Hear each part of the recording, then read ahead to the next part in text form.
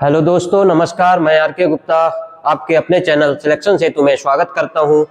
आज हम आपको हैंडनेट प्रश्न करवाने जा रहे हैं, जिसमें से इतिहास, भूगोल सभी तरह के मिक्स प्रश्न आपको मिलने वाले हैं, जो आने वाले एग्जाम के लिए बहुत ही महत्वपूर्ण साबित होंगे। तो चलिए बिना किसी देर किए हुए शुरुआत करते हैं। पहला प्रश्न है आपका, संविधान की आत्मा किसे कहा जाता है? संविधान, कॉन्स्टिट्यूशन से पहला प्रश्न है आपका कि संविधान की आत्मा किसे कहा जाता है। और आज के जो प्रश्न है ये बहुत ही इंपॉर्टेंट रहने वाले हैं, तो ध्यान से इनका जवाब दीजिएगा। तो इसका जो सही जवाब है वो है आपका प्रस्तावना। अर्थात प्रस्तावना को संविधान की आत्मा के रूप में जाना जाता है। भारतीय संविधान में मौलिक कर्तव्य को किस देश से लिया गया है? बात करें मौलिक कर्तव्यों को, तो ये किस देश से भारत के संविधान में लिए गए हैं? तो इसका जो सही जवाब है वो है आपका रूस। अर्थात रूस से मौलिक कर्तव्यों को ग्रहण किया गया है। 42वें संविधान संशोधन 1976 को और किस नाम से जाना जाता है? यह भी प्रश्न पेपर की दृष्टि से काफी इंपॉर्टेंट रहता है, मोस्ट इंपॉर्टेंट प्रश्न है। प्रश्न को एक बार फिर से पढ़ते हैं। 42वें संविधान संशोधन जो कि 1976 में हुआ था, इसे और किस नाम से जाना जाता है? तो इसे जाना जाता है लघु संविधान, अर्थात मिनी कॉन्स्टिट्यूशन के नाम से जाना जाता है। किस संविधान संशोधन को? 42वें संविधान संशोधन को लघु संविधान के रूप में भी जाना जाता है। भारत के राष्ट्रपति पर महाभियोग लगाने की प्रक्रिया किस अनुच्छेद में वर्णित है? बात करें भारत के राष्ट्रपति जिन पर महाभियोग लगाने की प्रक्रिया है वो किस अनुच्छेद में वर्णित है? तो इसका आंसर है अनुच्छेद 61। इसके तहत राष्ट्रपति पर महाभियोग लगाकर राष्ट्रपति को उसके पद से हटाया जाता है। अनुच्छेद याद रखिएगा, अनुच्छेद 61। किसके लिए? महाभियोग के लिए। महाभियोग किसके ऊपर लगता है? राष्ट्रपति के ऊपर। शिक्षा का अधिकार, राइट टू एजुकेशन, किस संविधान संशोधन के द्वारा मौलिक अधिकार बना था? बात करें शिक्षा के अधिकार की, तो किस संविधान संशोधन के तहत इसे मौलिक अधिकार के रूप में जोड़ा गया था? तो ये इसका सही जवाब है 86वां संविधान संशोधन 2002। किस नंबर का भैया? 86, यानी 86वां संविधान संशोधन जो कि 2002 में किया गया था।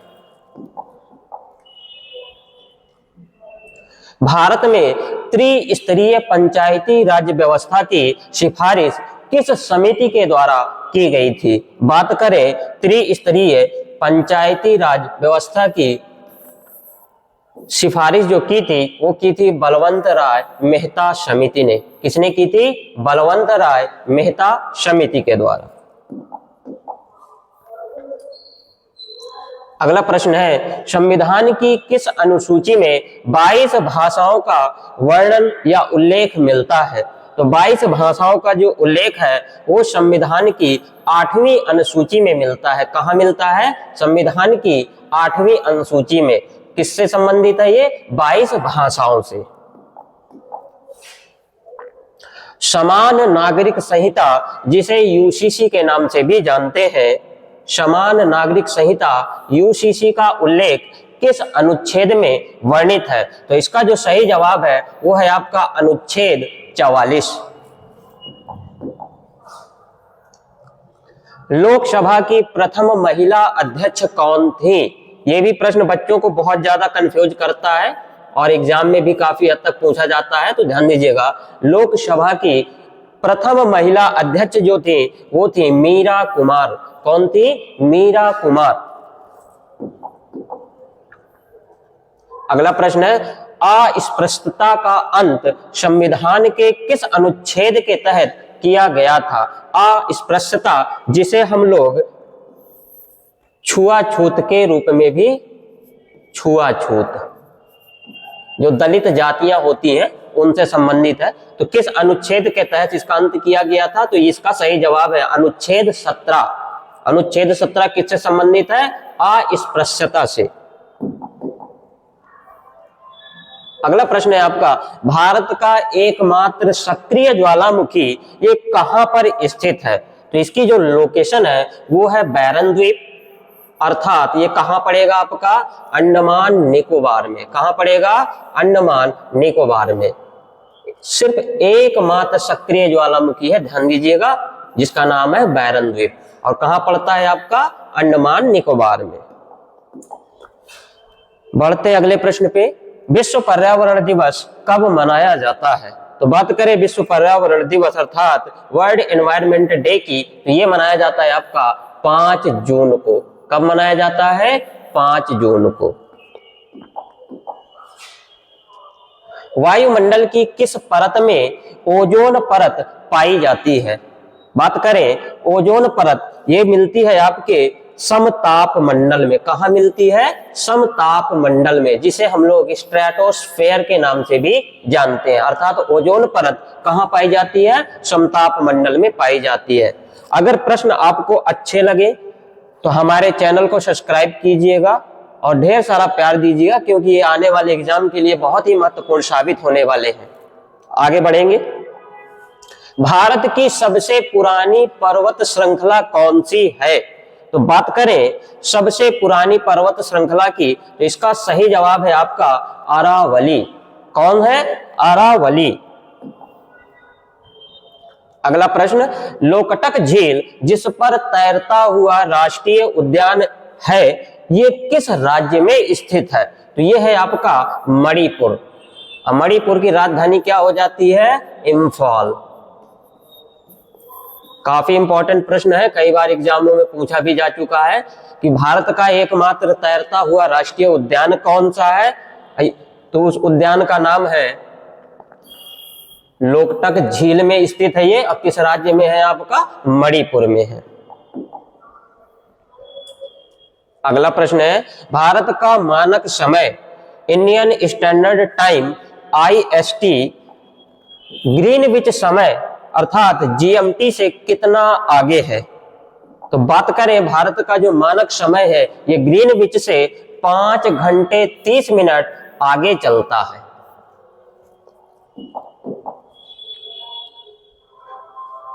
प्रोजेक्ट टाइगर की शुरुआत किस वर्ष हुई थी?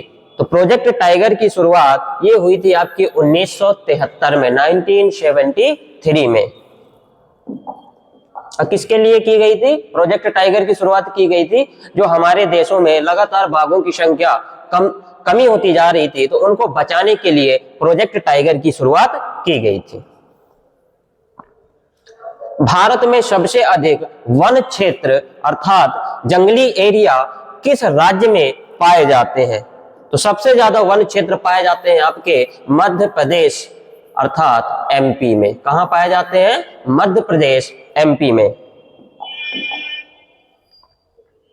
नाथुला दर्रा किस राज्य में स्थित है? तो नाथुला दर्रा आपका स्थित है सिक्किम राज्य में। कहां स्थित है? सिक्किम राज्य में। सिक्किम इसका सही जवाब है।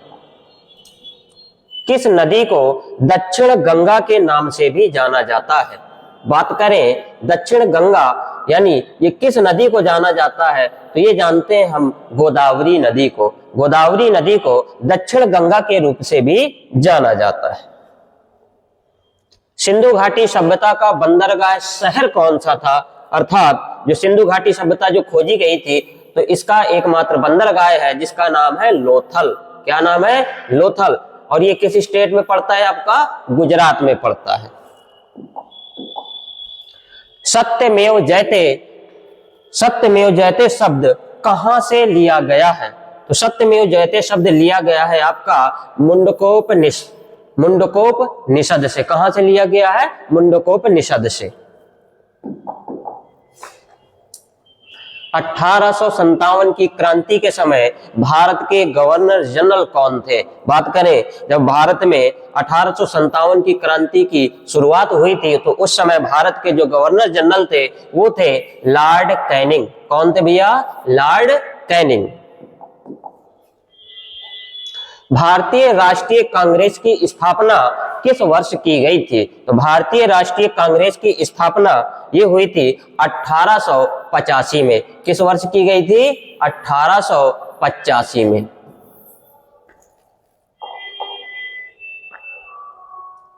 अगला प्रश्न है आपका, करो या मरो का नारा महात्मा गांधी ने किस आंदोलन के दौरान दिया था? तो करो या मरो का जो नारा दिया गया था महात्मा गांधी के द्वारा, ये दिया गया था भारत छोड़ो आंदोलन। ये कब हुआ था आपका? 1942 में।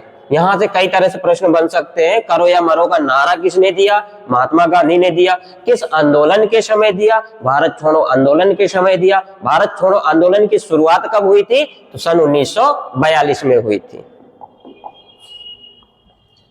अगला प्रश्न है, प्लासी का युद्ध किस वर्ष लड़ा गया था? तो बात करें प्लासी के युद्ध की, तो ये लड़ा गया था 1757 में। कब लड़ा गया था? 1757 में।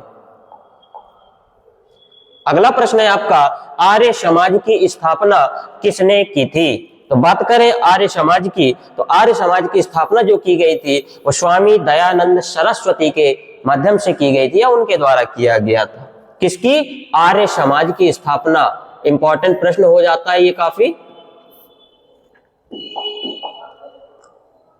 मुगल दरबार में आने वाला प्रथम अंग्रेज कौन सा था या कौन था? तो इसका जो सही जवाब है वो है कैप्टन हॉकिंस। कौन अंग्रेज आए थे मुगल दरबार में सबसे पहले? Captain Hawkins. अजंता और एलोरा की गुफाएं किस राज्य में स्थित हैं? तो अजंता और एलोरा ये स्थित है आपकी महाराष्ट्र में। किस स्टेट में है? आपकी महाराष्ट्र में। सांची का स्तूप किसके द्वारा बनवाया गया था? तो बात करें सांची के स्तूप की, तो ये बनाया था अशोक के द्वारा बनवाया गया था। किनके द्वारा? सम्राट अशोक के द्वारा इसका निर्माण कराया गया था, सांची का स्तूप। अगला प्रश्न है, कोशिका का पावर हाउस अर्थात पावर हाउस ऑफ सेल के रूप में किसे जाना जाता है? तो इसका सही जवाब है माइटोकॉन्ड्रिया। क्या है? माइटोकॉन्ड्रिया। माइटोकॉन्ड्रिया जो होता है ये ज्यादा से ज्यादा पादपों में पाया जाता है। किन में पाया जाता है? पादपों में। और यहीं पे बात करें तो मनुष्यों में भी ये पाया जाता है। मनुष्य में भी माइटोकॉन्ड्रिया पाया जाता है। आप कमेंट में जवाब देने का प्रयास करेंगे कि मनुष्य में माइटोकॉन्ड्रिया किस जगह या किस स्थान पर पाया जाता है। इसका जवाब आप स्वयं देंगे कमेंट बॉक्स में, फिर अगले सेशन में मैं आपको इसका जवाब जरूर दूंगा। मानव शरीर की सबसे बड़ी ग्रंथि कौन सी है? तो मानव शरीर की सबसे बड़ी ग्रंथि होती है यकृत, जिसे हम लीवर के नाम से जानते हैं। अगला प्रश्न है, विटामिन सी का रासायनिक नाम क्या है? तो विटामिन सी के रासायनिक नाम की बात करें तो एस्कॉर्बिक एसिड। क्या नाम है इसका? Ascorbic acid. वहीं विटामिन ए की बात करें रेटिनॉल। रेटिनॉल ये विटामिन ए का रासायनिक नाम है। इसका एक नाम और मिलता है जिसे हम लोग एक्स जाइरोफाइटोल के नाम से भी जानते हैं। ये नया नाम जुड़ा हुआ है, अभी हाल ही साल में आया हुआ है, ज्यादा आपको मिलेगा नहीं, इसको भी याद कीजिएगा। और रेटिनॉल तो है ही विटामिन ए का वैज्ञानिक नाम, यह रासायनिक नाम। प्रकाश वर्ष अर्थात लाइट ईयर किसका मात्रक है? तो बात करें प्रकाश वर्ष की, तो ये मात्रक है आपकी दूरी का। और कैसी दूरी का है? तो भैया ये खगोलीय दूरियों का है। कैसी? खगोलीय दूरी।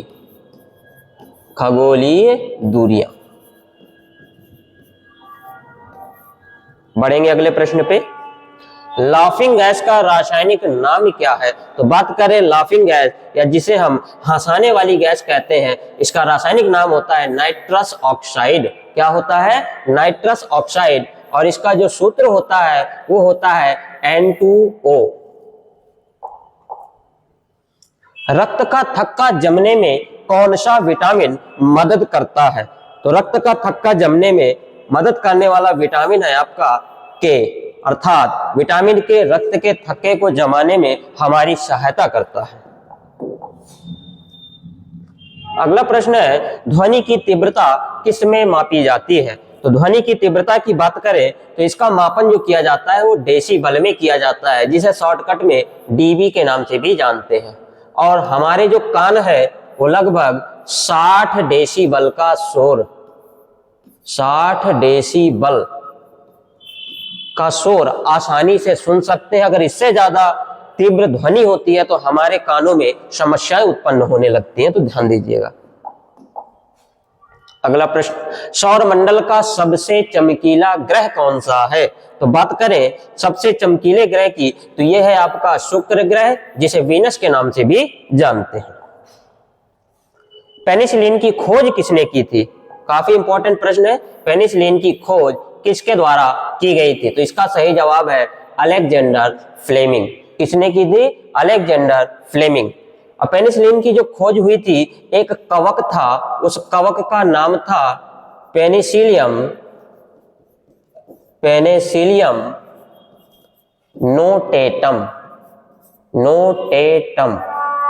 और इस खोज के लिए अलेक्जेंडर फ्लेमिंग को नोबेल पुरस्कार भी दिया गया था। कौन सा पुरस्कार दिया गया था? नोबेल पुरस्कार। याद रखेंगे इन पॉइंटों को। मानव शरीर में कुल कितनी हड्डियां पाई जाती हैं? बहुत आसान सा प्रश्न है। 206 हड्डियां पाई जाती हैं। वहीं बात करें जो नवजात शिशु होते हैं, नवजात शिशुओं में लगभग 300 हड्डियां पाई जाती हैं। नई शिक्षा नीति, न्यू एजुकेशन पॉलिसी NEP 2020 का मसौदा किसकी अध्यक्षता में तैयार हुआ है? अर्थात जो नई शिक्षा नीति है 2020 वाली, इसका मसौदा किस समिति के द्वारा या किसकी अध्यक्षता में तैयार हुआ है? तो ये है आपके डॉक्टर के कस्तूरी रंगन। किनकी अध्यक्षता में तैयार हुआ है? डॉक्टर के कस्तूरी रंगन। अगला प्रश्न है NCERT की स्थापना किस वर्ष हुई थी? तो बात करें NCERT की स्थापना जो हुई थी, ये 1961 में हुई थी, 1961।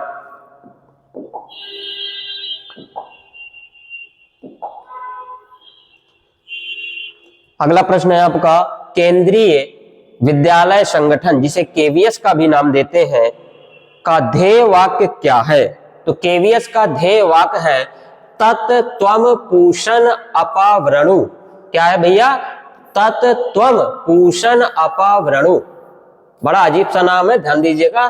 तत्त्वम पूषण अपावरणु। भारत का सर्वोच्च नागरिक सम्मान कौन सा है? तो बात करें भारत के सर्वोच्च नागरिक सम्मान की, तो यह है आपका भारत रत्न। अब भारत के ऐसे क्रिकेटर का नाम बताइए जिसको भारत रत्न मिल चुका है। इसका जवाब आप कमेंट बॉक्स में देंगे।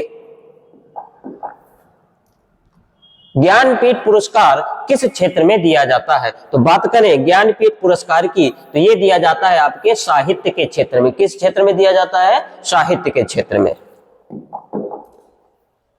विंग्स ऑफ फायर पुस्तक के लेखक कौन है?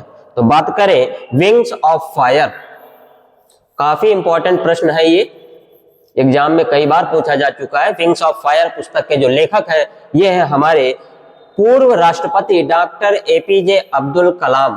किनके द्वारा? अपने पूर्व राष्ट्रपति जो अब इस दुनिया में नहीं है, डॉक्टर APJ अब्दुल कलाम के द्वारा लिखी गई किताब है जिसका नाम है विंग्स ऑफ फायर। भारत की पहली महिला IPS अधिकारी कौन बनी थी? बहुत अच्छा प्रश्न है, कंफ्यूजन भी इसमें काफी रहता है। तो भारत की पहली IPS अधिकारी जो बनी थी वो है आपकी किरण बेदी। कौन बनी है भैया? किरण बेदी। महिला लगा हुआ है, ध्यान दीजिएगा। पहली महिला IPS अधिकारी कौन बनी है? किरण बेदी बनी है। संयुक्त राष्ट्र संघ यूनाइटेड नेशन का मुख्यालय कहाँ स्थित है? तो बात करें UN के मुख्यालय की, तो ये स्थित है आपके न्यूयॉर्क में। कहाँ स्थित है? न्यूयॉर्क में स्थित है।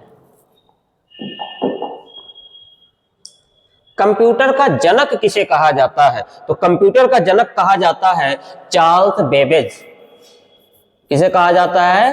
चार्ल्स बेबेज को कंप्यूटर का जनक कहा जाता है। और यही बात करें इंटरनेट का जनक, इंटरनेट का जनक,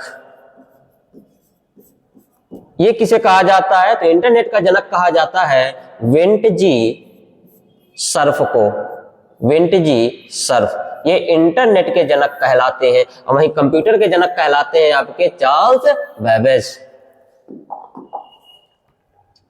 भारत में राष्ट्रीय खेल दिवस कब मनाया जाता है? तो ये मनाया जाता है आपका 29 अगस्त को। कब मनाया जाता है? 29 अगस्त। अब किसके उपलक्ष्य में मनाया जाता है? तो हॉकी के जादूगर, हॉकी के जादूगर, क्या नाम था? मेजर ध्यानचंद्र। किनके नाम पे? मेजर ध्यानचंद्र के नाम पे, जिन्हें हॉकी का जादूगर भी कहा जाता है। नीति आयोग का अध्यक्ष कौन होता है? तो बात करें नीति आयोग की, तो इसके अध्यक्ष हमारे प्रधानमंत्री होते हैं। जो भी वर्तमान समय पे चल रहे होते हैं वही पीएम नीति आयोग के क्या होते हैं? अध्यक्ष होते हैं। भारत में जीएसटी कब लागू हुआ था? तो भारत में जीएसटी जो लागू हुई थी, यानी goods and service tax GST, ये 1 जुलाई 2017 में लागू हुई थी। कब लागू की गई थी? 1 जुलाई 2017 को। सबसे पहला देश आपको बताना है, चलिए मैं ही बता देता हूं कि सबसे पहला देश कौन सा था जिसने जीएसटी लागू की थी। पहला देश जहां सबसे पहले जीएसटी लागू हुई थी, तो इसका जो सही जवाब है वो है आपका फ्रांस। फ्रांस में सबसे पहले जीएसटी लागू हुई थी। और भारत में कब लागू हुई थी? 1 जुलाई 2017 को। भारतीय रिजर्व बैंक आरबीआई का मुख्यालय कहां स्थित है? तो आरबीआई के मुख्यालय की बात करें तो यह है आपके मुंबई में। आरबीआई का मुख्यालय कहां है? मुंबई में।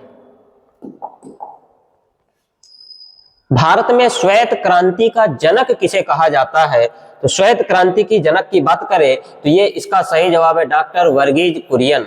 अर्थात वर्गीज कुरियन को श्वेत क्रांति का जनक कहा जाता है। श्वेत क्रांति का संबंध किससे है? तो इसका संबंध है आपका दूध उत्पादन से, दुग्ध उत्पादन या दूध उत्पादन से।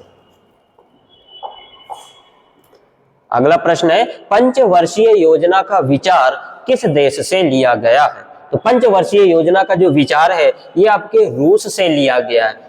कहां से लिया गया है? रूस से। पंचवर्षीय योजना का विचार जो 5 सालों के लिए लागू होती है, 5 सालों के लिए।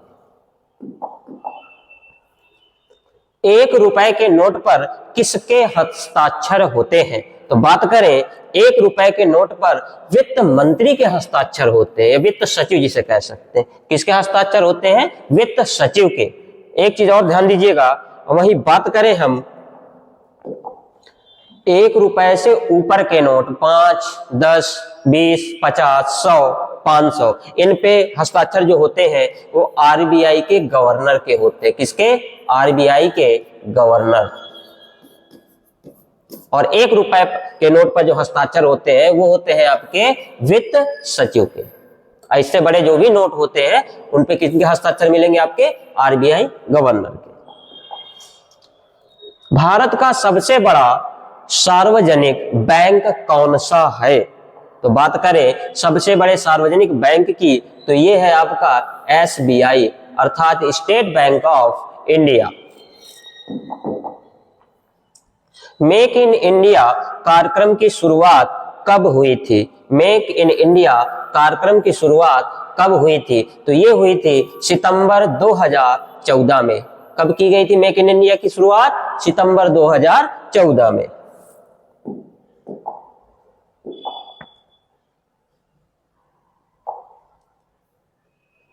भारत की अर्थव्यवस्था विश्व में किस नंबर पर है? वर्तमान में अगर बात करें तो भारत की जो अर्थव्यवस्था है वो विश्व के 5वें नंबर के स्थान पर है। अर्थात 5वें नंबर पर अपने देश की अर्थव्यवस्था इस समय चल रही है। सेबी का मुख्य कार्य क्या है? तो सेबी का जो मुख्य कार्य होता है ये होता है शेयर बाजार को नियंत्रित करना। जो भी आपकी शेयर मार्केट चलती है उनको कंट्रोल करने का कार्य कौन करता है? सेबी संस्था के द्वारा किया जाता है। ध्यान दीजिएगा। ओलंपिक खेलों का आयोजन कितने वर्षों के अंतराल पर होता है? तो बात करें, ये होता है आपका 4 वर्षों के अंतराल पर। और वही बात करें ओलंपिक कितने गोलों से मिलकर इसका चिन्ह बनाया जाता है, तो ओलंपिक में कितने छल्ले होते हैं भैया? आपके 5 रिंग्स होते हैं, ध्यान दीजिएगा। भारत के लिए ओलंपिक में पहला व्यक्तिगत स्वर्ण पदक किसके द्वारा जीता गया था? तो ओलंपिक में भारत के लिए सबसे पहला व्यक्तिगत जो पदक जीता था वो जीता था अभिनव बिंद्रा ने। इन्होंने किसमें जीता था भैया? शूटिंग या निशानेबाजी से कह सकते हैं, शूटिंग में जीता था। 10 मीटर एयर राइफल पिस्टल जो भी होता है उसी में इन्होंने स्वर्ण पदक जीता था। अगला प्रश्न है, संतोष ट्रॉफी किस खेल से संबंधित है? तो बात करें संतोष ट्रॉफी की, तो इसका संबंध जो है वो फुटबॉल से है। किससे है? फुटबॉल से है। क्रिकेट विश्व कप 1983 के समय भारतीय कप्तान कौन थे? भारत 1983 में वर्ल्ड कप जीता था, उस समय जो कप्तान थे वो थे आपके कपिल देव। मेजर ध्यानचंद खेल रत्न पुरस्कार की राशि कितनी है? तो मेजर ध्यानचंद खेल रत्न पुरस्कार की जो राशि है वो वर्तमान में 25 लाख रुपए है। कितना रुपए है? 25 लाख रुपए। नोबेल पुरस्कार प्राप्त करने वाले पहले भारतीय कौन थे? तो पहले भारतीय जिन्होंने नोबेल पुरस्कार प्राप्त किया था उनका नाम है रविंद्रनाथ टैगोर। कब दिया गया था? 1913 में। इंपॉर्टेंट प्रश्न है, ध्यान दीजिएगा जरा। फ्लाइंग सिख के नाम से किसे जाना जाता है? तो फ्लाइंग सिख के नाम से जानते हैं मिल्खा सिंह को। किसको जानते हैं भैया? मिल्खा सिंह को। और ये धावक थे। धावक बोले तो दौड़ने वाले, दौड़ने वाले।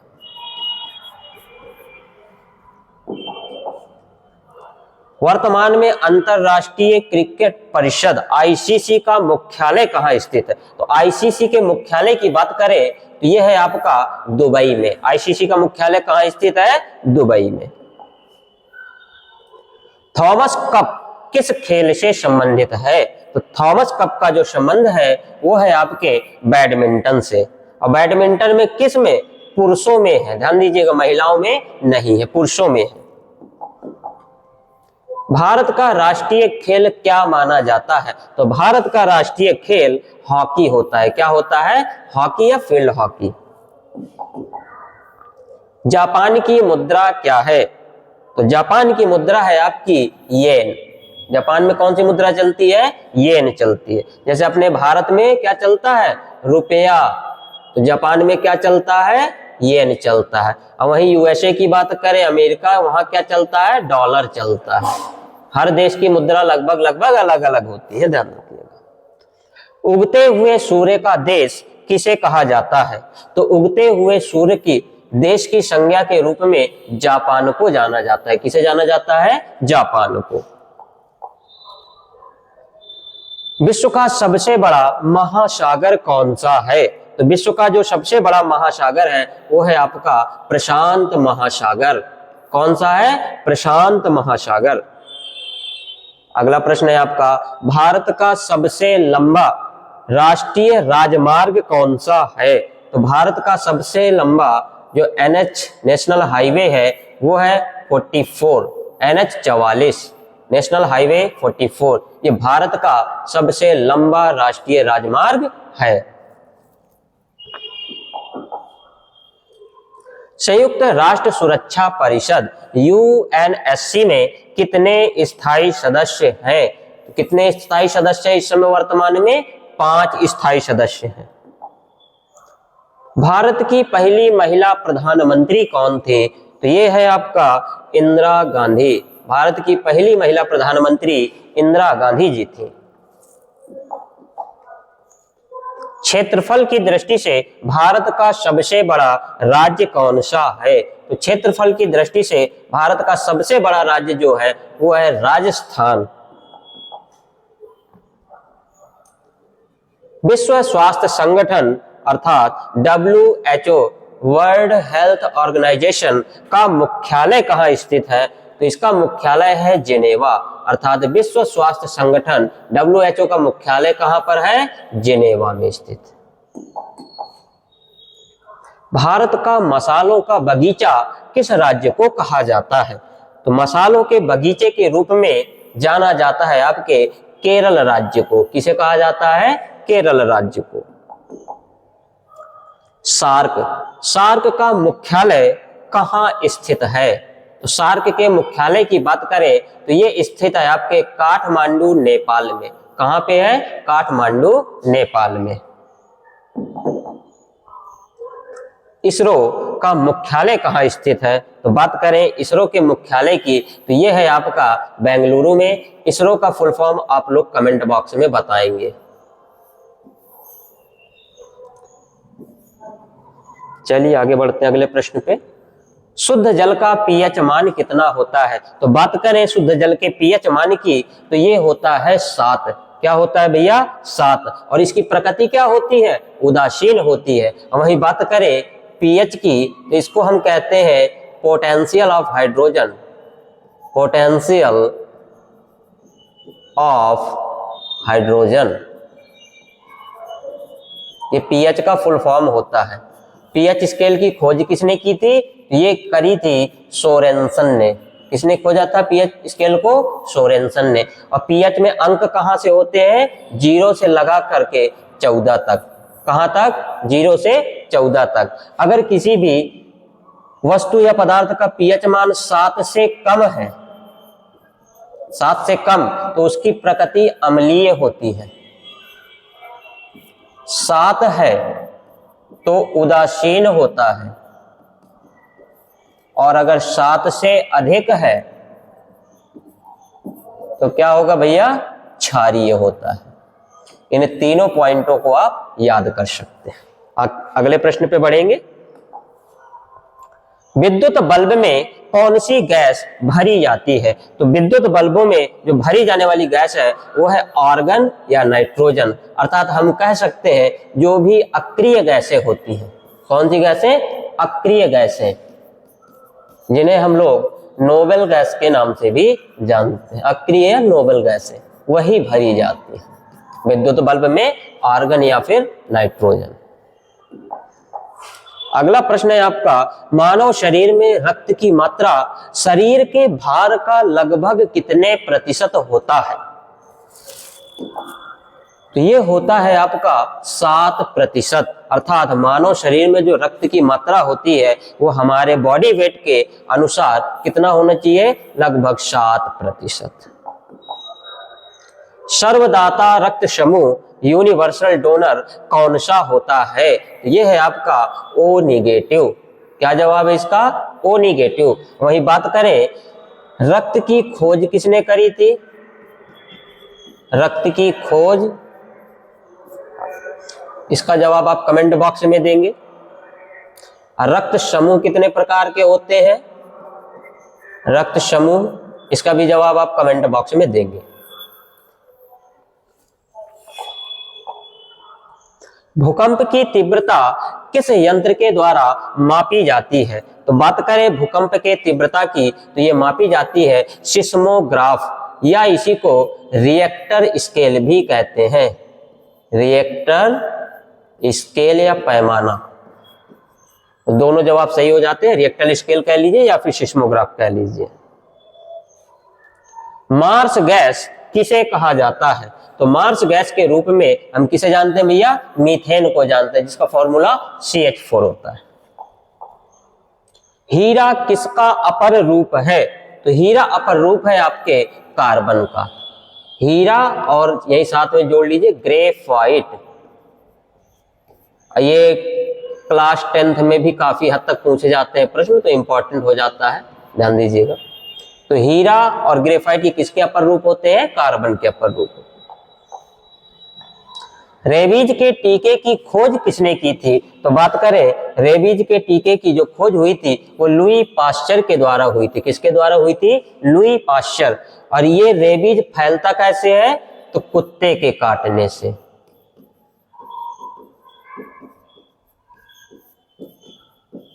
कुत्ता हो, बंदर हो, बिल्ली हो। ये जरूरी नहीं कि सिर्फ कुत्ता ही बस काटे तो रेबीज हो जाता है, बंदर, बिल्ली, इनके काटने से भी रेबीज रोग हो जाता है। अंतरिक्ष में जाने वाले प्रथम भारतीय कौन थे? तो अंतरिक्ष में जाने वाले जो पहले भारतीय थे वो थे आपके राकेश शर्मा। बिहू किस राज्य का प्रसिद्ध लोक नृत्य है? बिहू, तो बिहू है आपका असम। बिहू किस स्टेट का प्रसिद्ध लोक नृत्य है? असम का। कथकली किस राज्य का शास्त्रीय नृत्य है? तो कथकली है आपके केरल स्टेट की।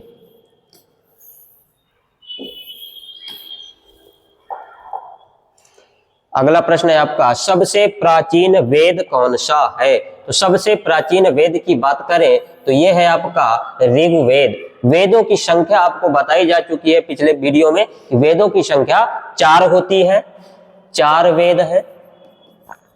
आप कमेंट बॉक्स में चारों के नाम बताएंगे कि चारों वेद कौन कौन से हैं। एक तो यहां दिया हुआ है, 3 को आप लोग इसको बताएंगे। अंतरराष्ट्रीय महिला दिवस कब मनाया जाता है? तो बात करें अंतरराष्ट्रीय महिला दिवस की तो ये मनाया जाता है आपके 8 मार्च को। कब मनाया जाता है? 8 मार्च को। हिंदी दिवस कब मनाया जाता है? तो हिंदी दिवस मनाया जाता है 14 सितंबर को। कब मनाया जाता है? 14 सितंबर को। वंदे मातरम, वंदे मातरम किस पुस्तक से लिया गया है? अर्थात ये वंदे मातरम जो लिया गया है किस पुस्तक से लिया गया है? तो ये लिया गया आपके आनंद मठ से। और आनंद मठ पुस्तक के लेखक कौन थे आपके? बंकिम चंद्र चटर्जी। आनंद मठ किसके द्वारा लिखी गई पुस्तक है? बंकिम चंद्र चटर्जी। और वहीं से क्या शब्द लिया गया है आपका? वंदे मातरम। राष्ट्रीय गान जिसे जनगण मन कहते हैं, गाने की अवधि कितनी है? तो राष्ट्रीय गान गाने की जो अवधि है वो 52 सेकंड है। कितनी है? 52 सेकंड। कोणार्क का सूर्य मंदिर किस राज्य में स्थित है? तो बात करें कोणार्क का सूर्य मंदिर, ये स्थित है आपके ओडिशा में। कहां पे भैया? उड़ीसा स्टेट में है। शिक्षक दिवस किसकी जयंती पर मनाया जाता है? तो ये मनाया जाता है आपके डॉक्टर सर्वपल्ली राधाकृष्णन। ये हमारे उपराष्ट्रपति भी रह चुके हैं, उपराष्ट्रपति, पूर्व उपराष्ट्रपति। और शिक्षक दिवस कब मनाया जाता है? ये मनाया जाता है 5 सितंबर को। मधुबनी पेंटिंग किस राज्य की प्रसिद्ध लोक कला है? मधुबनी पेंटिंग, ये प्रश्न कई बार एग्जामों में आपके मिला हुआ है। तो मधुबनी पेंटिंग ये है आपकी बिहार स्टेट की। किस स्टेट की है? बिहार स्टेट की। चलिए आज हमने आपको 100 मोस्ट इंपॉर्टेंट प्रश्न करवाए हैं जो आपके आने वाले एग्जामों के लिए बहुत ही महत्वपूर्ण साबित होंगे। प्रश्न आपको समझ में आए तो हमारे चैनल को सब्सक्राइब कीजिएगा, लाइक कीजिएगा और अपने दोस्तों के साथ में भी शेयर कीजिएगा। धन्यवाद।